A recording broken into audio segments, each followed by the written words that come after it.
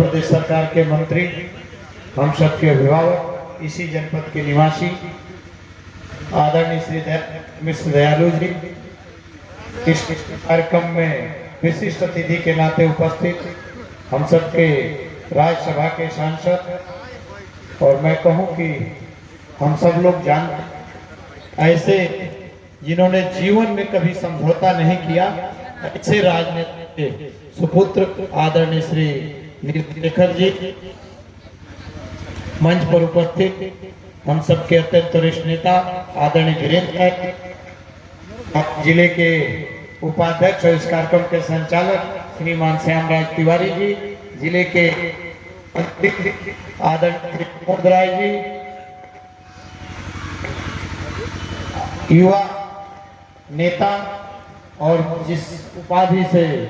आदरणीय श्यामराज तिवारी ने